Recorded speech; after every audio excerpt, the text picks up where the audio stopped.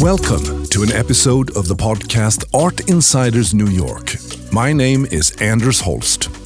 The theme of the podcast is New York, with a focus on behind-the-scenes conversations with fascinating people who are making an impact in the world of art, design, and architecture.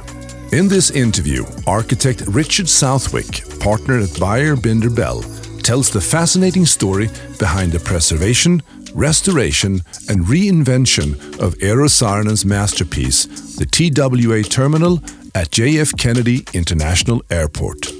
Richard made his first field trip to the building in 1978, perhaps a premonition of what would become a 25-year relationship with this iconic and popular building up until its inauguration as the TWA Hotel in 2019. We talk about the beautiful design of the building, the genius of Eero Saarinen, and some of Richard's favorite architects, as well as his top 3 projects over his successful career. So here we are at the headquarters of Beyer Binder Bell in downtown Manhattan, and today's conversation is about TWA Hotel or TWA Flight Center. And it's hard to imagine a better person to talk to about this than Richard Southwick, who is partner at Beyer Binder Bell and has a long-standing relationship with this building. And as a matter of fact, I think you told me that it was one of the 2 buildings that you visited when you came to Manhattan the first time. That's correct. I've had a passion for TWA and Saarinen for many, many decades. When I moved to New York City in 1978 to go to grad school at Columbia University, within a few weeks, one of my first field trips was out to Kennedy Airport to see what was a much newer TWA Flight Center. It's an incredible building. I saw it for the first time actually at this event organized by Open House New York, where we met. Mm-hmm. I saw it from the train, I caught a glimpse of it. Then I came through the famous tunnel and I heard Frank Sinatra, and I came into the building and it took my breath away. What is it? How would you describe this building? I think what appealed to you from that view and what appealed to me many years ago and to millions of other people in that long period of time in between is this very creative, expressionist architecture that Saarinen was so good at. Yeah. You know, not the first, not the last. Gehry is doing work like that now. Mendelssohn, years before that. Le Corbusier's Rochemp is a great example. Yeah. But as a modernist, Saarinen was able to really kind of break the mold and take a very creative approach to every project he worked on. Yeah. There's probably nothing more brilliant, more simple, and more dramatic than his St. Louis Arch. I see. It looks like a bird to some extent now that I'm thinking about and reflecting upon it, like a bird with huge wings on the side. Is this something that relates to your interpretation? Oh, absolutely. I think it's a manifestation of the excitement of flight. Yeah. About ready to take off. Yeah, exactly. So what ism is this building? I mean, how would you categorize it? Well, it's certainly a mid-century modern icon. Yeah. It's an expressionist, a great expressionist example of architecture. It is, in some ways, I would describe it oftentimes as Saarinen's perfect work. Saarinen really had his bread and butter doing corporate headquarters. Yeah. IBM, John Deere, General Motors Technical Center is one of his first and very largest projects. And those are all great brands for these corporations. He also, at the same time, did this wonderful, smaller scale expressionist work. One of my favorite buildings of all time is the MIT Chapel. Yeah. And very petite, very moving. What he's been able to accomplish at TWA is the marriage of a corporate identity and an expressionist piece of sculpture. Yeah. And it was used by TWA as their symbol for many, many years. Yeah. Why do you think people love it so much? I think it broke the mold. You walk in, you have this visceral experience. Yeah. You feel the space, you feel the excitement around you. Mm-hmm. It's not, from the 1960s, a corporate square box. You really get taken by the movement of everything he's tried to design in the building. There's not one straight line or a square corner of that building. What I like about it also, what I noticed when I was there, was that they are these different, would you call it shells, that are sort of glued together in a sense, but then they left this light in between, so you get the daylight into the terminal. I thought that was an incredible detail. And very interesting story. The building's really a structural tour de force. He worked very closely with Abitur and other engineers from Ammon & Whitney, a structural engineering firm. The very early models were a single turtle shell, if you will. And there's an ongoing debate between the structural engineer and the architect of whether you could do one large piece of concrete like this without expansion joints or control joints. And remember, this is the time when people like Pierre Nervi and others were doing great experimental work in thin shell construction, hyperbolic parabolas and the sort. And it was all cutting edge. At the end of the day, the structural engineer won out. There are 4 slots. So the structural design is really 4 very thin lobes.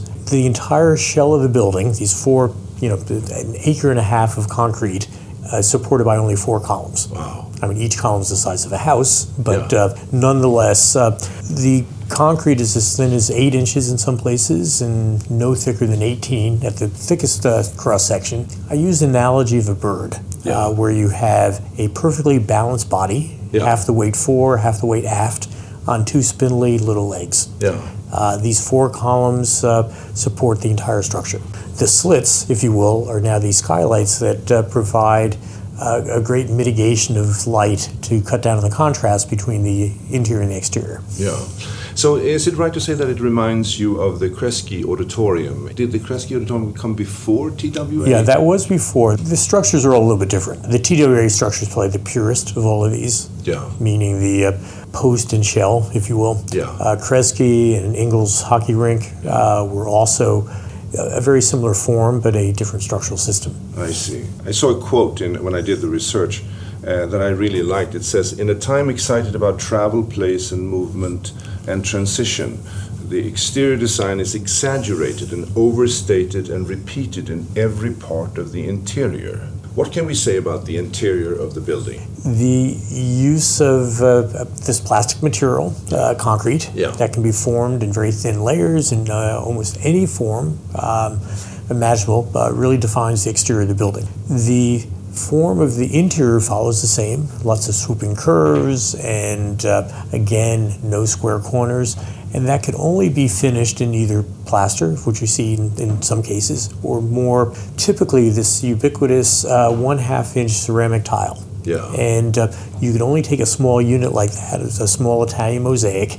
But the floors transition into walls, which transition into soffits and fascias. And it's a material that lends itself to these very beautiful sculptural forms. So those are the 2 alternatives that you have, plaster or mosaic. That's correct. To create.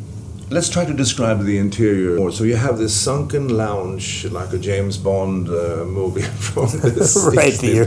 Right. How would you describe the interior of the building? 2 ways.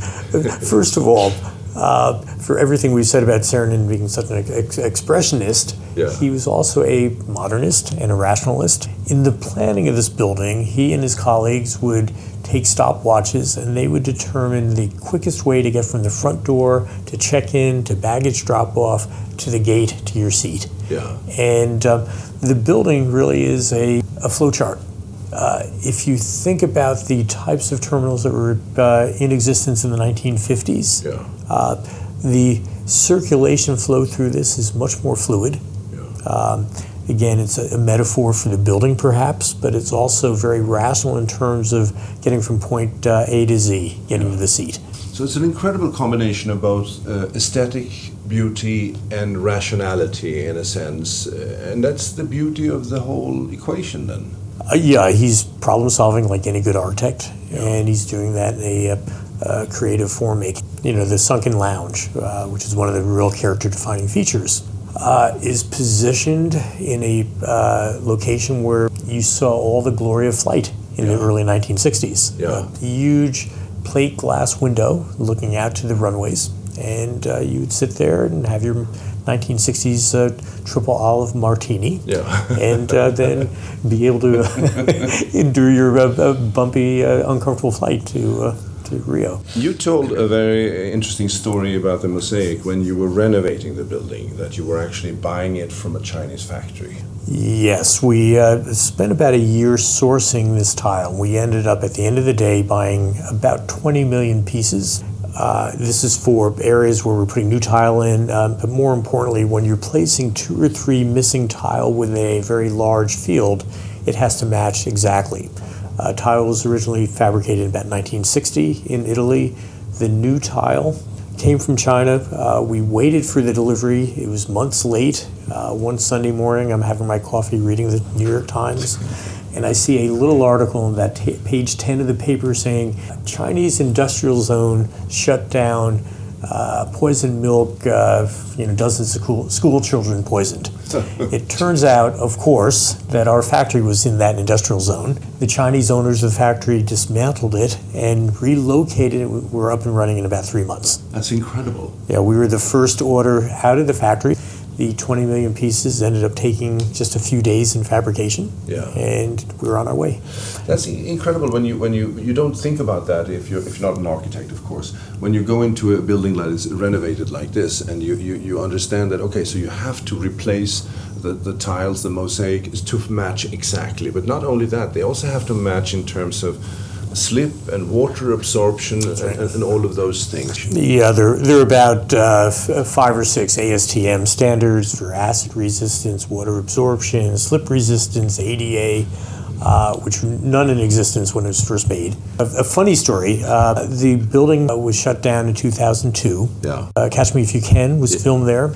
They did a lot of the early dismantling for us. They took out all the later era metal detectors and change booths and the like. And the set designers did a terrific job doing tile repair. Yeah. They had no new tile to repair it, but they ended up putting little rubber erasers where some scenic designer would take his rapidograph and put the stipple on, or we found little paper stickers. So we went through and did our extensive conditions assessment. We kept pulling out rubber and paper tiles, which were almost imperceptible. That's incredible. So we've been outside the building and a little bit inside the building, and maybe we should look into the history of the building. New York Airport Authority had determined in the late 1930s that LaGuardia Airport, which actually opened in 1939, would be insufficient or not large enough, and they started planning through the World War II years. Delano and Aldridge, who did the marvelous job at LaGuardia Airport, the Marine Air Terminal, again, one of the great buildings in New York City, did a series of designs for what was known as Idlewild on the site of Idlewild Golf Course. One was a very large figure-8 terminal, one was a horseshoe. These are mammoth of the scale of Tempelhof in Berlin, and totally unaffordable. So the New York Airport Authority came up with the idea of Terminal City, which is where they would build the infrastructure, the runways, taxiways, but give a site to each of the airlines, and the airlines would design, build, operate, and more importantly, pay for each of their terminals. So TWA got arguably the most important site. There are twin terminals. You had the International Terminal by SOM, and you had Pan Am on the right-hand side, and then TWA on the left-hand side. The TWA site was right on axis with the entry road. So as you approached and came into the airport, you saw this marvelous bird at the end of the axis. And again, this is before the spaghetti of roads and parking garages filled up the infield. There's reflecting pools and a couple chapels. It was a beautiful overall master plan. Okay. Is it true, though, that when they inaugurated the building in '62, it was almost obsolete in terms of handling the more modern aircrafts at the time? The TWA Flight Center was designed for about a 100-person passenger plane. Therefore, waiting lounges had about 100 seats. The baggage capacity was much smaller than it needed to be. There's a myth that it was only designed for prop planes. That's not true.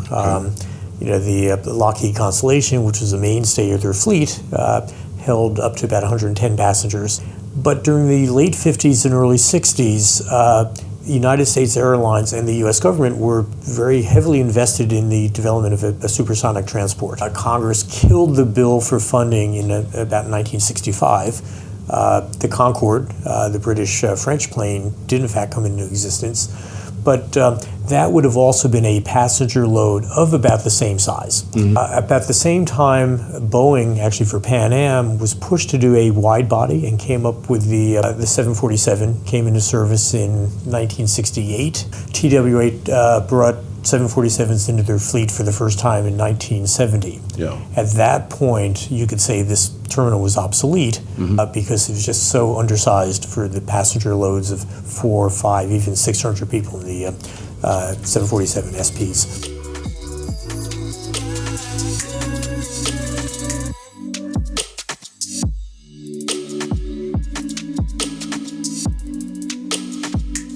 So the terminal was then in operation until 2001, is that correct? That's correct. And then when did you enter the stage?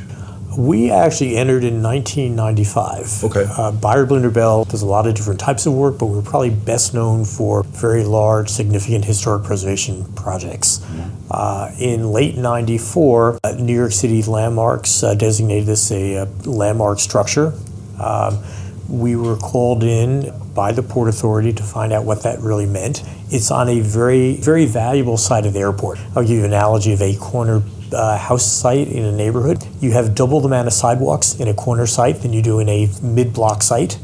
This is a pie-shaped site which has the double sidewalks, meaning double the amount of gates because it's pie-shaped. Yeah. Same amount of frontage, but the ability to put lots of gates on the air side. Port Authority wanted to tear down the building and put a new mega terminal on the site. Wow. So when I was called in, the first question was, can we still do that? They very quickly understood the significance of the building and looked at a plan to build a new JetBlue terminal behind it. So we got involved with a lot of that early planning, and we became the historic preservation consultant to the Port Authority. The construction of JetBlue effectively saved TWA because once you cut off TWA to the airfield, it was no longer susceptible to being demolished for a new terminal. That's interesting. What are the major criteria for them to say, okay, this is a landmark, or no, this is not a landmark? In New York City, a building needs to be 30 years old before it can be designated. It can be nominated either by an owner or against the wishes of an owner. Okay. Okay, which is very common. And why would they do that? Well, the Port Authority takes the position that they have a superior jurisdiction. Therefore, Landmarks does not have any jurisdiction over this building. However, most airports, probably all airport, in fact, has federal and state money involved. The building was listed on the National Register of Historic Places a few years later through a very rigorous federal review because of that. This building is so significant, it was listed after about 40 years of existence, when 50 years is the threshold unless the building is of extraordinary quality. So your first involvement had to do with basically saving the building? Yes, and it's a little bit more complicated. I think the fact that the building was going to be saved was concluded very quickly. Yeah. What's next beyond that? One, the building was still in existence and operated for another 6 years before TWA went into their final bankruptcy. The air train was being built at the same time. We very strongly argued against putting an air train stop right in front of the building, which would have destroyed what we call the historic scene. Yeah. So now it's off to the side. Yeah, it's a good idea. Right, thank you. Additionally, once TWA went bankrupt, we worked on a stabilization plan to keep it secure and weather tight, and because TWA basically walked away in 2001. Once the building was finally vacated in early 2002, after the aviation traffic really dropped after 9/11, the Port Authority went out with a RFP in 2005. They got about 70 responses.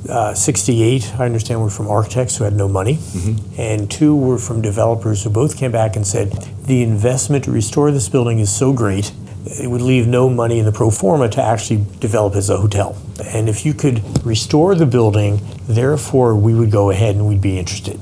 So about 2007, we started a restoration plan, what I call the Phase 1 restoration, which did a lot of work repairing the concrete of the wings. We did the full restoration of the major upper and lower lobbies, did a lot of life safety work and replaced some of the windows.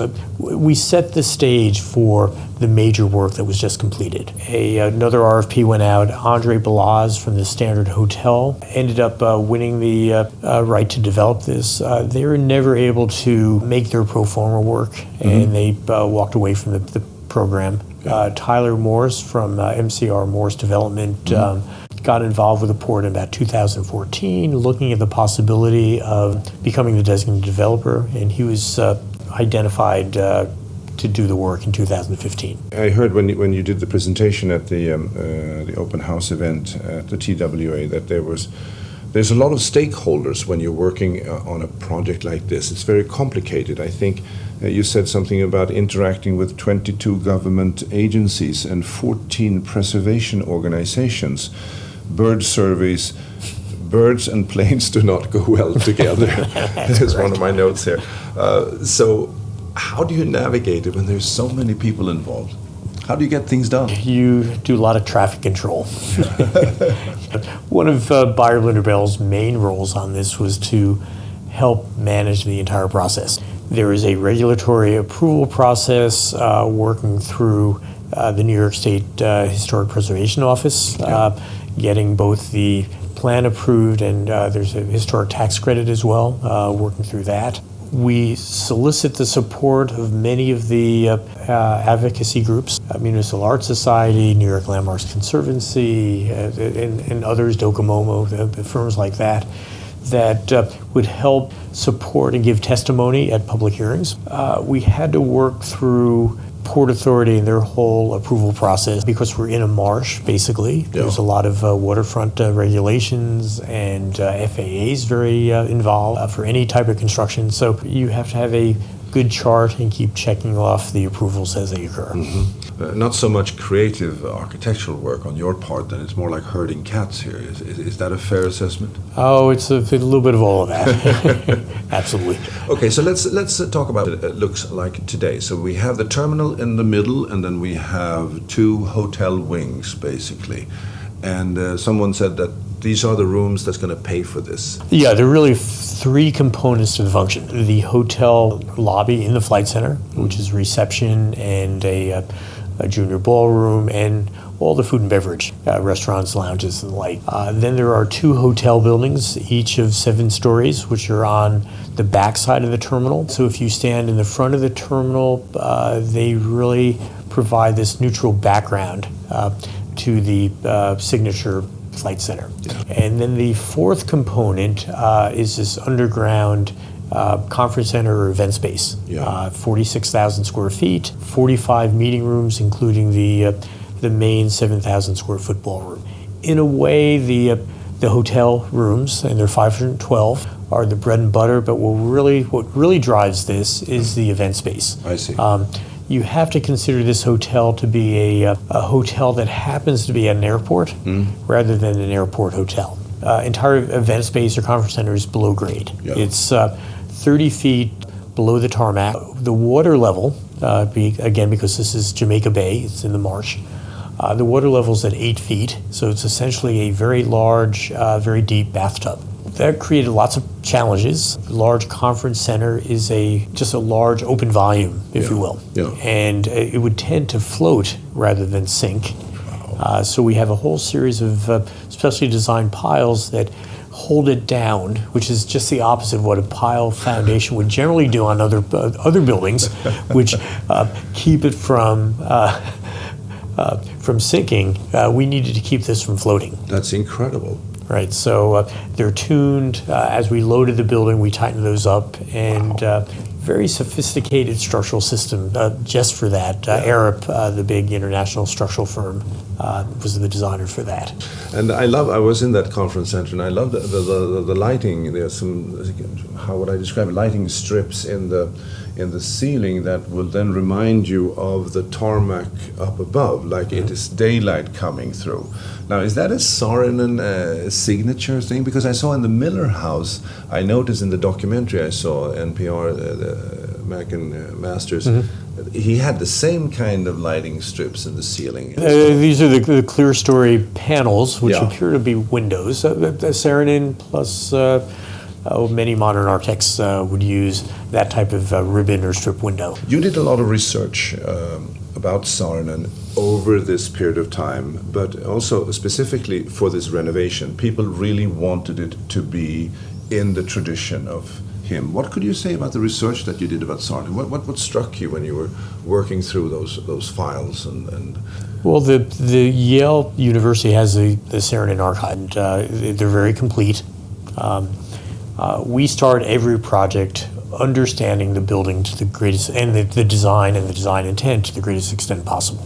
It doesn't mean that we absolutely replicate everything, but we certainly have to have a base of knowledge to either use as a point of departure or a point of restoration.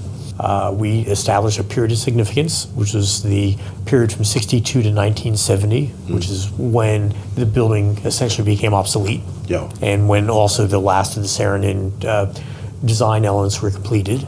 The archives provided the original drawings, original shop drawings, which is actually how the building was finally built.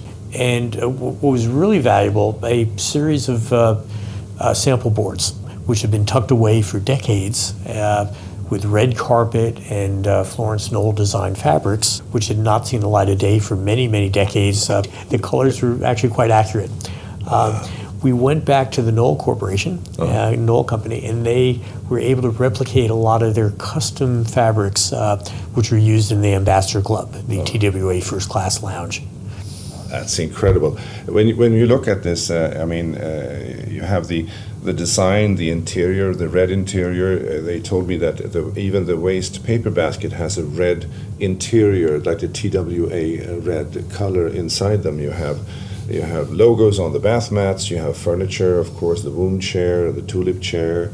And also the chandeliers you mentioned at the conference center were inspired by Saarinen as well? The forms of the chandeliers, and Cooley Minato was the lighting designer who did a great job. The forms of the chandelier shells were very similar to the tulip table. So actually my favorite TWA red detail, if you open the little drawer in the hotel room, you open up the safe, you have a red velvet TWA logo in the bottom of the safe.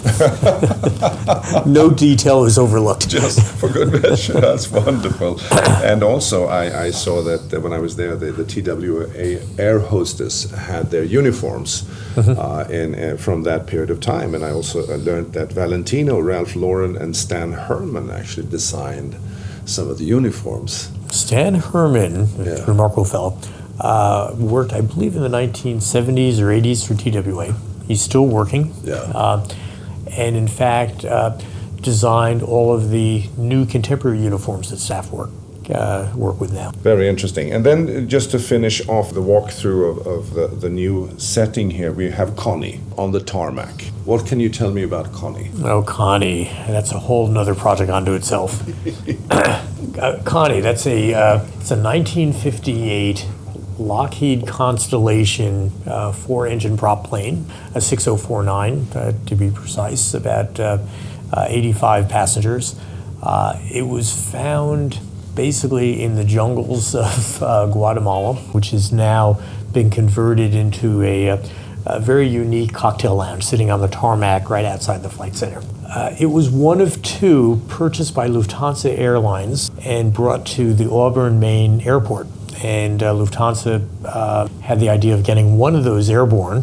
They used a second to cannibalize to get a lot of the avionics out of that, and also use it for models for some of the parts they had to recreate. Tyler Morse bought the cannibalized one, which will never fly again, but had it restored and shipped it down from Maine to the site. It's a beautiful new restoration and a very unique place to sit down and have your 1960s cocktail. And it was transported from Maine to New York, and over the Washington Bridge they had a little bit of a problem because it was too heavy. Turning radius of a plane that's about 200 feet long is a little bit tough, although it's quite a show. It was followed by the news organizations from Maine all the way down 95. The flatbed had a flat tire or two, so that made the news. Ended up in Times Square for a weekend, and Mayor de Blasio and Tyler Morris and lots of luminaries had a big festival of the Connie Times Square weekend, and then was shipped back out to Kennedy, where the wings were put on. It was finally reassembled. And we had a architectural project of providing all the new contemporary life safety and lighting, like electrical, and a new bar to go into that. So we worked with an interior designer, Stonehill Taylor, who actually did the hotel rooms as well. Yeah. We had great fun. Now, it's very funny with that Connie, when they took the Connie through, they told me that they had 4 turns planned through Manhattan. Right. You really have to do this. And also, when pilots come and see Connie, and they look in the cockpit and they start to cry. I mean, there's something about these people at the TWA, or maybe it's just in aviation in general, that people have this emotional connection to. Oh, I think there are a lot of aviation geeks. I consider myself one. Yeah. It's a special treat to be able to sit in that cockpit and get your photograph taken. Yeah. We have, there are a couple really special suites, which I call the Geek Suites, which are in the South Hotel building, top floor. And they look out on the alley between the International Terminal and the JetBlue Terminal, where the very large A380s, the wide bodies, come in. And you're almost eye to eye at that height with the pilot in the plane. And people will go to the rooftop pool, which is in that same general area, and stay there for hours with binoculars, just watching the planes take off. The hotel rooms are very, very nice. I mean, it's really, you feel they've done a great job in terms of relate to that time period, and it's sort of a reinterpretation of it. It's like a slight reinterpretation of it, but it's very much there, I think, in terms of the design. Key players are really 4 architectural and interior design firms. In addition to Beyer Blinder Bell, Marie Lubrano from LCA worked with the developer before BBB got involved, as we were working for the Port Authority at the time, and helped work out some of the initial concepts. And they were the hotel design architect. Inc., interior design, did the interior design work for the conference center. And then Stonehill Taylor was the interior designer for the hotel rooms. Yeah. And I also want to mention Signe Nielsen from Matthews Nielsen Landscape Architects, who did a lot of the exterior landscape work around the building. Yeah, and I've understood that this has been a bonding experience for you because it was very intense. People told me about these weekly meetings where you really had to get your in order, because Tyler Morse is a very demanding person. He knows what he wants. Yeah, Tyler's very demanding. He's very visionary. He was really the driving force. Yeah. I would, in some ways, call him the creative director who really pushed this project. And to his credit, he was the third of a series of developers to try to make this happen, and he pulled it off. Yeah. And to that, kudos to him and the entire team. And what I find so impressive is that he had a very strong idea of what he wanted to create. I mean, that thing with Connie, putting Connie there, I mean, that just tells you a little bit about how he thinks about this building, you know. Absolutely. That is incredible. Yep. There is a museum at this conference center. The people who worked for TWA are sending in memorabilia. You get like 1 box of memorabilia every week from these people who are collecting things. It's incredible how. And I also learned about this. Was it the Silver Wings? Like the people who worked there for a very long time. There was a woman there who had TWA tattooed on her thigh. Yeah, that was one of the more successful conferences. Took place about a month ago. 1,200 retired flight attendants and a very close-knit group came in, took the place over, and just had a ball for the weekend. And the TWA tattoo was actually upside down, so she could look at it, but no, everybody else had to turn their heads. Another thing that I found so interesting is this electromechanically Solari split flap display in the terminal that we've all used to love, you know, when they change the destination and the flights and the time, you had to go back and recreate those. You had to renovate that whole thing. It's actually made in Udine in Italy, right? 58 years ago. That's correct. It's still a very active company. The boards were taken out, probably about 25 or 30 years ago, and LCD technology replaced those. And it just never had the same impression that the original split flap boards had. There's a little factory in a little town north of Venice, in Udine, as you said, and they're making these boards the way they always did. You saw rows of elderly women sitting at what looked like old sewing machines, putting together these electronic plastic Rolodexes. It's incredible. Each symbol or each slot had between 80 and 120 small panels. Great fun putting together the message because if you look closely at the airlines, that first of all, it's not real information. Yeah. You know, they are either fictional or defunct airlines. I see. You know, Continental's up there and Pan Am's up there, and BOAC, and all the great airlines of the mid and late 1900s.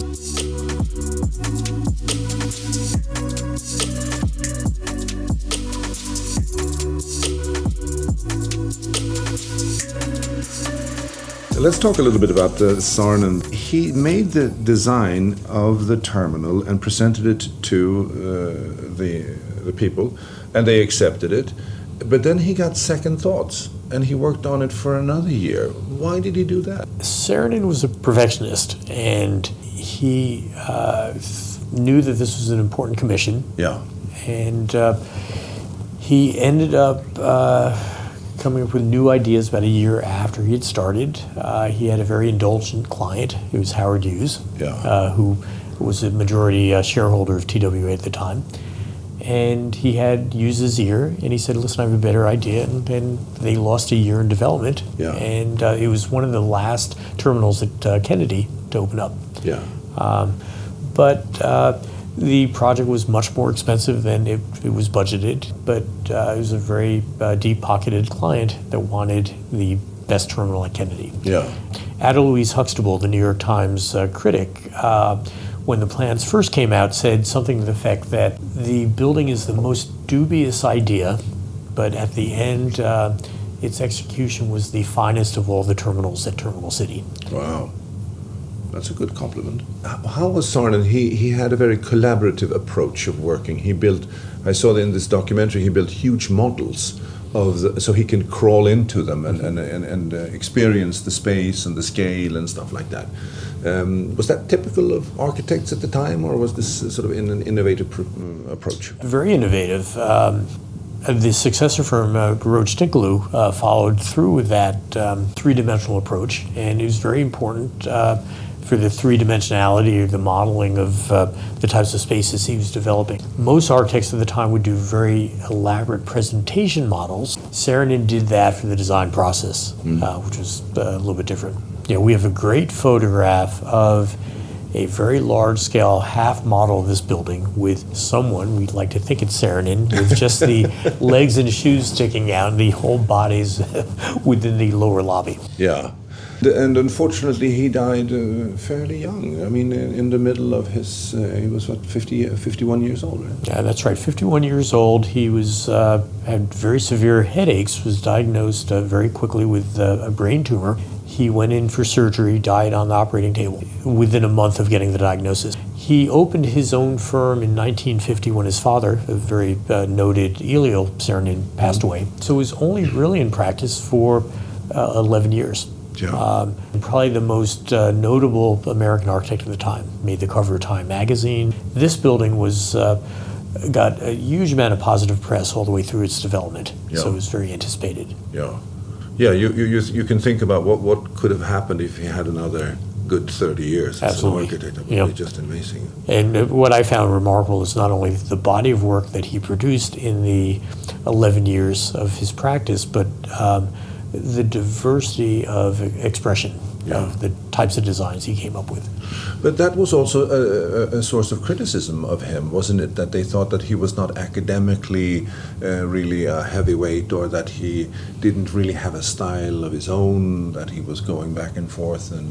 But his counter argument was that every building is its own unique gestalt in a sense. So what was behind that criticism? It's just envy?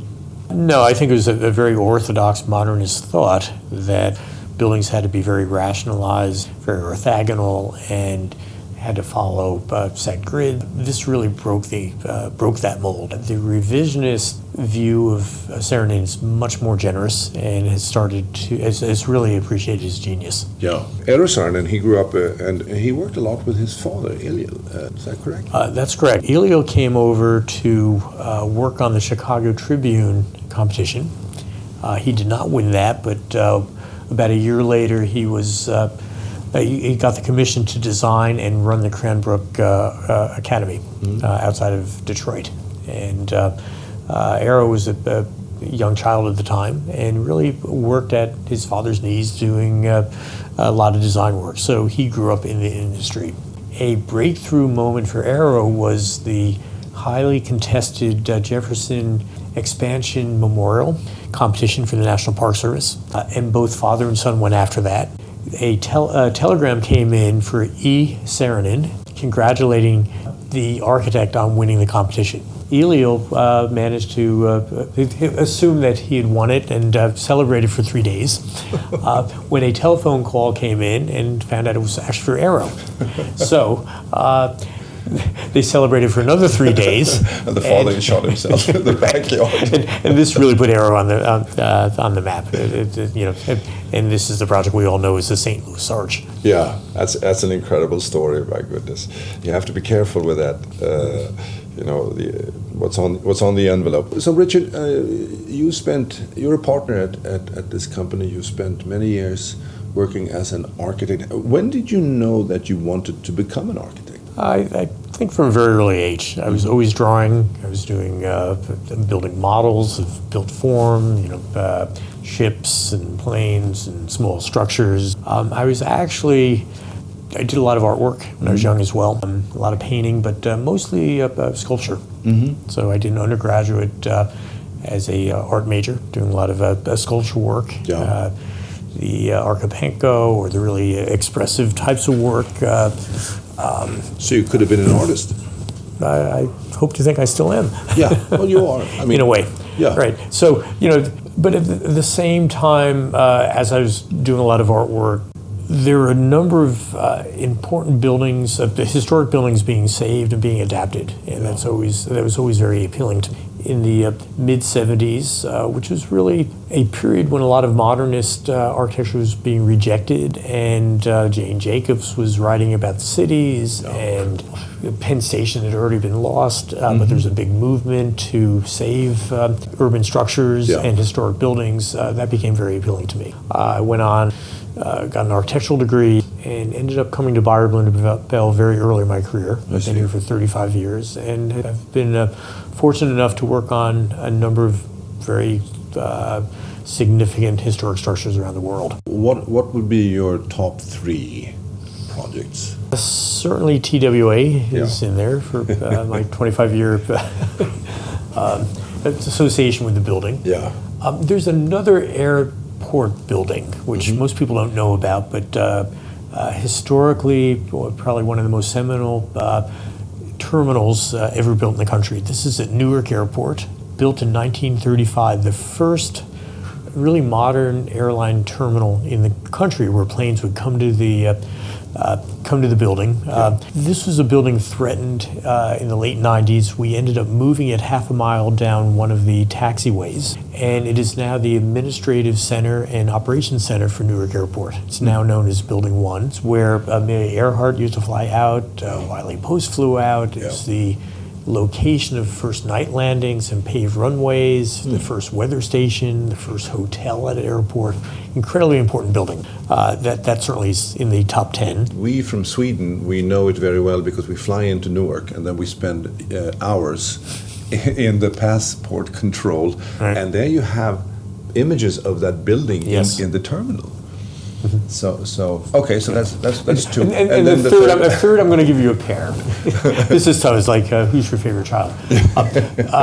I've also been fortunate to work on Ellis Island for about 3 years. We were the architects of a master plan, the main immigration building, and a number of buildings both on the North Island and now, more importantly, on the south undeveloped portion of the building. From Ellis Island, we were able to work on a emigration museum in Antwerp. Yeah. It was about the last of the emigration stations that was not destroyed during World War II.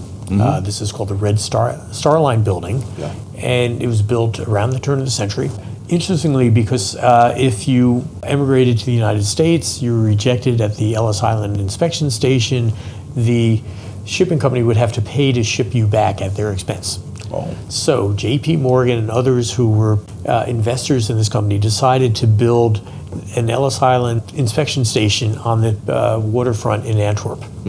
Using blueprints, from Ellis. It was adapted. We ended up doing a restoration of these 3 nautical buildings on the waterfront, did a large symbolic tower, which is in dialogue to the Statue of Liberty. That's a long story. And did the interpretive display within that. Wow. So a project that took about 10 years of my life, and so wonderful. You mentioned in an interview that the work has become more complex and challenging, with historic buildings serving the settings for adaptive reuse and contemporary interpretations. In my mind, it's more important to find an ongoing viable use for a building, which both celebrates its legacy, but also provides a contemporary use to make it relevant. Throughout my entire career, we've always thrived to find the revitalization key to these important historic buildings. I see. We have, in all of our practice, I think only done one true restoration, which was restoring a building back to its original use. They almost all have some new use to make them viable.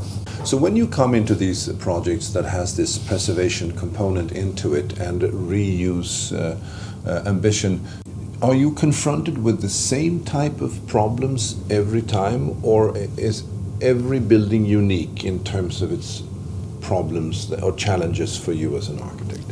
The approach is almost always the same. The result is almost always unique and different. We'll start by doing a preservation mapping to identify the architectural and historic significance of each part of the building. And we have what we call the 3 R's. The most significant is our restoration zone, and that we try to be fairly true to the original design intent. The second level of significance, a little less significant, would be the rehabilitation zone, where we allow ourselves a little bit more leeway to adapt to new function or new technology. And the third R would be the reinvention zone, which are the least significant spaces that can be either removed or redesigned to help support the restoration, the rehabilitation areas. I think one question that our listeners probably would like to ask you is then, what are the architects that you admire? I think one of the architects who's had the most influence is Alvar Aalto, another Scandinavian, who had a very modern palette, but a very creative application of that modern palette. If you look at his materials, limited amount of woods and metals and lots of glass and a free flow of space, you can see those characteristics in great architecture everywhere around the world. He's had great influence. The New York Five, from a very modernist standpoint, this is Graves and Meyer, and Gwathmey, Haydick, and the fifth, right? But anyway, very rigorous in terms of design application and setting a premise and designing to that. I was fortunate to know Charlie Gwathmey while he was alive, and actually he was one of my instructors. And if I learned nothing else in school, it was to be consistent in setting a design partie and then testing that all the way through a project. Thank you so much, Richard, for taking the time for this. I mean, congratulations again for doing an excellent job. The building is fantastic. I'd like to invite all our listeners around the world to come to JFK and visit the TWA hotel. You'll be transported back in time, but still have a very contemporary experience of just a glamorous world of traveling, the way it used to be, and not so much anymore, perhaps. This is Art Insiders New York, and my name is Anders Holst. Thank you for listening, and be sure to visit artinsidersnewyork.com to join the conversation and subscribe to the podcast. If you enjoyed this episode of the Art Insiders New York podcast, head over to iTunes, if you're not already there, to subscribe, rate, and leave a review. It's very much appreciated. Thank you. This episode was produced by UOM LLC, copyright 2020.